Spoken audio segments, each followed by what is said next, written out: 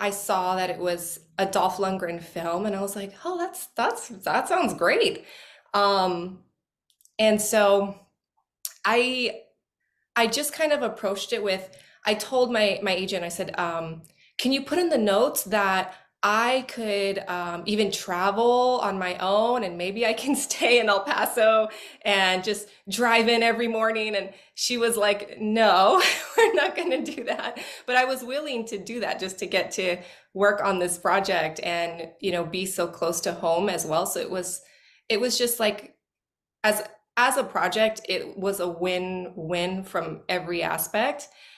And then with the audition, let's see, I did my initial audition, um, and then I got the call back. And normally with these things, you do your audition and you just forget all about it and you go on to the next audition and just kind of keep going forward. And it had been a couple of weeks, and for some reason, I just felt like I was like, I don't know, I think I just feel like that one might have been the one.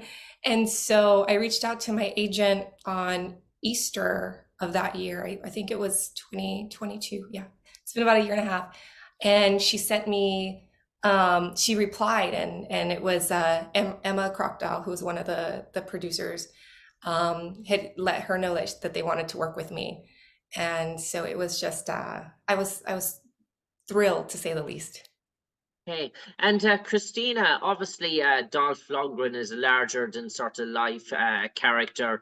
And obviously, doing my research, this movie was actually in development for him. He had this concept in his head since 2006. So this is brewing in his mind a long, long time to sort of get this into fruition. And do you think with everything that went on in the world with COVID and then after and the strikes and everything that Dolph just found that sort of time that he needed it, just that breathing space to get it over the line, and obviously that was a blessing in disguise for you, I imagine.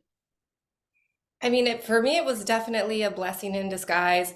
I actually didn't, even after I had been told that I booked the role and I had been flown out, and everybody was like, why aren't you like jumping up for joy yet? And it was just like, I just couldn't believe it. I was in shock, I think, until the day that I actually was on set. It finally sunk in that I had booked the role. Um, as Oh, and side note, I'm just gonna shout out my sister, who happens to be a huge Dolph Lundgren fan and Rocky fan. So on top of booking the role, I got to call home and be like, guess who I'm gonna work with? Yeah. Um, but as far as like his process goes with writing and actually like getting it to come to fruition, I'm not too sure how it came to be. I did talk to Michael Worth and Dolph a little bit about it, and they did say that they had had this concept in mind since 2006. So what I did see with that is how much care Dolph took with the project itself. Like, he paid attention to every single detail that went into the film. He was a great director to work with because he really understood the actor's process, and he really wanted to create an environment where the creativity could flow. And so you could definitely tell that this was his baby per se, because he took such good care of it. And you mentioned Christina, obviously working with Dolph Lundgren. I suppose when you arrived on set, then was it goosebumps and an added bonus to see Kelsey Grammer walk on there in front of you as there as well? Mr. Fraser sort of Crane, were you aware of that before you landed the role, or was that a nice bonus, dare I say? That was definitely a nice bonus. My manager, Sana Hannibal, called me and she was like, "Oh, Kelsey Grammer's attached to the project." And I was like, "Really? What?" And so even that, I was like, "Well, we'll see when we get there." Like, I think that's kind of how I live my life, where I'm just kind of like very, like, I have my feet on the ground until I kind of like am already seeing it happen. And so when Kelsey got to set, I was just like a fan. I mean, I felt like a fan. I didn't know how to, at first it was like, what do I do around Kelsey Grammer? And he ended up being just like the nicest person and super supportive. And yeah, I mean, what more could you ask for? It was Yeah, he was great. And yeah, and then when I got to set, Dolph, again, it was such a good process because he had called me the night before we started shooting. We had rehearsals prior. Again, like I said, he had taken such good care of this project. So we had our rehearsals, and the night before we got on set, he called me to give me that encouragement. And he actually said to me, like, I can't wait to, I'm looking forward to working with you. And you know, that's just surreal hearing that from someone like Dolph Lundgren. So. Mm. And Christina, I just want to take you to one of the prominent scenes that everyone has seen in terms of the trailer, and it's the scene where you're in the back of the cop car with your sort of female witness, co-conspirator, and dare I say, Dolph is in the front seat with a fellow sort of police officer, a detective. And do you think everything is going plainly? All of a sudden, a car rolls up, comes out of a nowhere. We have a road assassination, a drive-by shooting, and from that moment, everything sort of switches into a sort of a different sort of gear. Can you tell me about that sort of shooting of that take? Because it's really very important to the film, because it sort of sets the tone that, dare I say, that things are have turned, they have taken an ugly twist fairly, fairly fast. And didn't we see that the bonding that takes place after that incident between yourself and Dolph? Because you basically now are tied to each other's waist in terms of survival.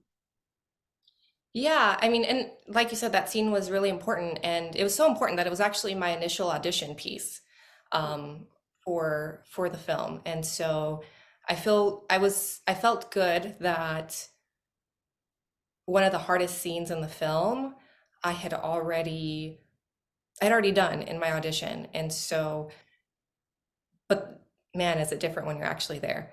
Um, it was my first time doing an action role, and you know, you're there's actually there's you're hearing the gunshots. So the glass is breaking. You're in the elements. We were in the desert, and so all of that just added so much to it. And I feel like with that experience, the relationship between our characters that unfolds, going through that in real time, it definitely helped for that unraveling during the filming itself, if that makes sense. And Christina, we know many actresses come from a theatrical background, and some actresses are what we call stand-up sort of actresses in terms of maybe sort of dialogue over and back. Maybe it's within a room, it's in a scene, but being a sort of being involved in stunts while acting is a different ball game altogether, because you have to be aware of your surroundings, you have to be your emotions, your facial features, they all have to be in sync while the actions are taking place and while you're sort of delivering those lines as well. Did you have much sort of dare I say, stunt action sort of stuff done before that was helped you prepare for something like this? Because as I say, when we're dealing with moving vehicles, when we're dealing with sort of, dare I say, where you're on the run, where there's a bit of adrenaline sort of pumping while you're acting as well. It's a different environment altogether, rather than standing in a theatrical background or sitting in a coffee shop delivering lines back and forth. Yeah, it was definitely a different experience. I did have a little bit of stage combat training from theater school. I went to the actor's studio where I trained for my master's there.